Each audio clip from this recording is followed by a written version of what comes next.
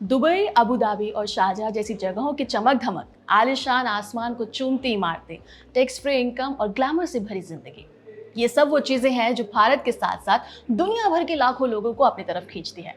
ऐसे में अगर कोई ये कह दे कि आप सिर्फ 23 लाख रुपए खर्च करके आप यूएई का गोल्डन वीजा पा सकते हैं, तो ये बात हर किसी के कान खड़े कर देती है। जी हाँ, एक एसयूवी की कीमत में यूएई का वीजा। यही हुआ पिछले कुछ दिनों में, जब सोशल मीडिया और कई मीडिया रिपोर्ट्स में दावा किया गया कि अब भारत और बांग्लादेश के लोग सिर्फ 100,000 दिरहम्स यानी कि 23 लाख रुपए देकर यूएई का गोल्डन वीजा ले सकते हैं, और वो भी लाइफ टाइम रेजिडेंसी के साथ। जैसे ही खबर वायरल हुई, पूरे सोशल मीडिया पर हंगामा मच गया। बताया गया कि यूएई गवर्नमेंट ने एक नई वीजा स्कीम लॉन्च की है जिसका नाम है nomination based golden visa scheme. इस स्कीम में इंडियन और बांग्लादेशी सिटीजन सिर्फ 23 लाख देकर यूएई का गोल्डन वीजा ले सकते हैं। इतना ही नहीं, कुछ रिपोर्ट्स में तो ये भी कहा गया कि आगे चलकर इस वीजा के जरिए सिटीजनशिप का रास्ता भी खुल सकता है। इस स्कीम को लेजिट दिखाने के लिए उसमें कई कंडीशंस भी जोड़ दी गई, जैसे कि प्रॉपर बैकग्राउंड चेक होगा, मतलब कि आपकी पूरी जांच पड़ताल की जाएगी। साथ ही ये भी देखा जाएगा या इंश्योर किया जाएगा कि आपके पैसे किसी गलत काम से तो नहीं जुड़े हुए। इसके अलावा ये भी कहा गया कि एप्लीकेंट्स का ये असेसमेंट भी होगा कि वो यूएई इकोनॉमी के लिए कितने फायदे के साबित हो सकते हैं। इस तरह की बातें जोड़कर इस स्कीम को पूरी तरह से ऑथेंटिक दिखाने की कोशिश की गई। असल में इस पूरी खबर को हवा तब मिली जब पीटीआई ने इस खबर को छापा, और दुबई बेस्ड राइट ग्रुप की प्रेस रिलीज ने भी ऐसा भ्रम पैदा किया कि मानो ये खबर बिल्कुल सच हो। कई रिप्यूटेड मीडिया रिपोर्ट्स जैसे कि बिजनेस स्टैंडर्ड्स और इकोनॉमिक टाइम्स ने भी ये कंफर्म किया कि इस प्रेस रिलीज में बैकग्राउंड चेक, AML कंप्लायंस और यूएई इकोनॉमी बेनिफिट्स असेसमेंट जैसे कंडीशंस का जिक्र था। रिपोर्ट्स में ये भी कहा गया कि फ्यूचर में इस स्कीम को चाइना और दूसरे CEPA कंट्रीज यानी कि वो देश जो यूएई के साथ कॉम्प्रिहेंसिव इकोनॉमिक पार्टनरशिप में हैं, उनमें भी लॉन्च करने की प्लानिंग है। सबसे इंटरेस्टिंग बात ये थी कि इस स्कीम में VFS ग्लोबल का नाम भी जोड़ दिया गया ताकि लोग और आसानी से भरोसा कर सकें। VFS ग्लोबल वही कंपनी है जो ग्लोबली वीज़ा प्रोसेसिंग और इमिग्रेशन सर्विसेज के लिए जानी जाती है। रिपोर्ट्स में कहा गया कि VFS ग्लोबल की एजुकेशन, ट्रेड एंड माइग्रेशन यानी कि ETM सर्विस ने रायत ग्रुप के साथ मिलकर ये स्कीम इंडिया की 6 बड़ी सिटीज़ दिल्ली, मुंबई, पुणे, चेन्नई और हैदराबाद के साथ साथ अहमदाबाद में भी लॉन्च किया। दावा ये भी किया गया कि सिटीज़ में स्कीम्स का बड़ा प्रमोशन हो रहा है और इसमें लोग काफ़ी बढ़ चढ़ कर एनरोल करवा रहे हैं। सीधे शब्दों में कहें तो इस स्कीम को ऐसे प्रेजेंट किया गया जैसे अब सिर्फ 23 लाख रुपए में कोई भी मिडिल क्लास फैमिली यूएई में सेटल हो सकती है, टैक्स फ्री इनकम एंजॉय कर सकती है, अपने बच्चों को वहाँ के प्रीमियम स्कूल में पढ़ा सकती है, टॉप क्लास मेडिकल बेनिफिट्स ले सकती है और फ्यूचर में सिटीजनशिप भी पा सकती है, वो भी बिना करोड़ों रुपए का इन्वेस्टमेंट किए हुए। वैसे तो यूएई का गोल्डन वीज़ा कोई नया नहीं है। ये सबसे पहले 2019 में लॉन्च किया गया था और इसका मेन पर्पस उन खास लोगों को लॉन्ग टर्म रेजिडेंसी देना था जो यूएई की economy, science, technology, education, art और स्पोर्ट्स जैसे फील्ड में कुछ बड़ा कंट्रीब्यूशन दे रहे हों।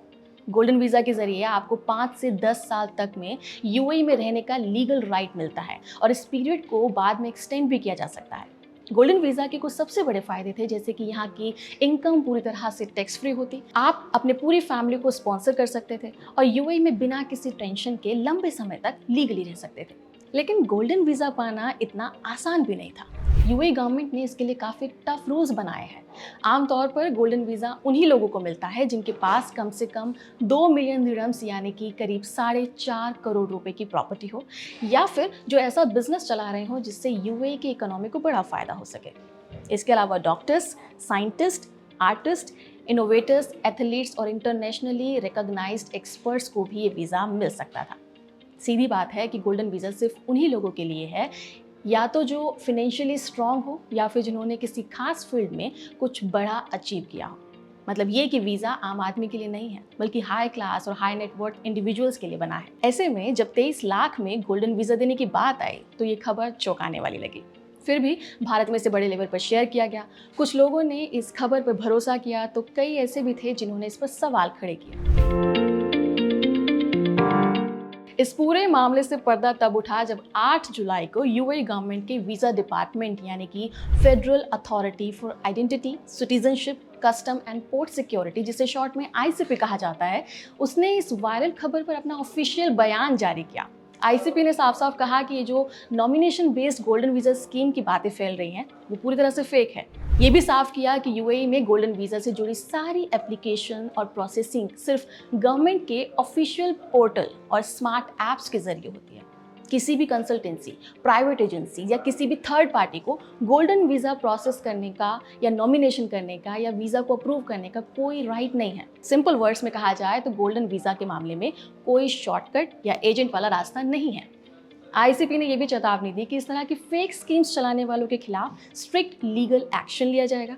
वहीं यूएई की ऑफिशियल न्यूज़ एजेंसीज ने भी कहा कि यूएई का गोल्डन वीज़ा सिर्फ उन्हीं लोगों को मिलता है जो सरकार के फिक्स्ड क्राइटेरिया को फुलफिल करते हैं। साथ ही ये भी बताया गया कि आईसीपी के अधिकारी लगातार ऐसी फेक एड्स और स्कीम्स पर नजर रखे हुए हैं जो लोगों से पैसा वसूलने के लिए ऐसी झूठी बातें फैला रहे हैं। लेकिन इस पूरे मामले में सबसे इंटरेस्टिंग बात ये रही कि वीएफएस ग्लोबल, जिसका नाम इस स्कीम में सबसे ज्यादा घसीटा गया था, उसने अभी तक कोई भी ऑफिशियल बयान नहीं दिया है। जब बिजनेस स्टैंडर्ड्स और इकोनॉमिक टाइम्स जैसे बड़े मीडिया प्लेटफॉर्म्स ने वीएफएस ग्लोबल से इस मामले में रिएक्शन लेने की कोशिश की तो कोई जवाब ही नहीं मिला।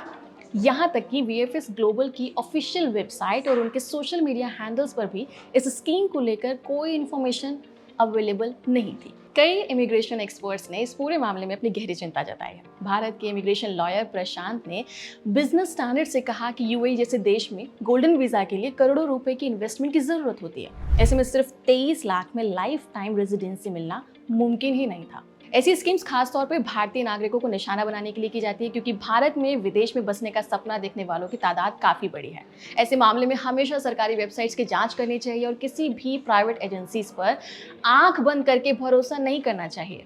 इस पूरे विवाद से एक बात तो क्लियर हो गई कि सोशल मीडिया पर फेक इन्फॉर्मेशन कितनी तेजी से फैलती है। लोग बिना क्रॉस वेरिफिकेशन किए किसी भी खबर पे भरोसा कर लेते हैं और फिर जब सच सामने आता है तब तक कई लोग अपना पैसा गंवा चुके होते हैं। आपका इस पर क्या कहना है, हमें कमेंट सेक्शन में जरूर बताएं। इस वीडियो को रिकॉर्ड किया है सर्वेश ने। नमस्कार।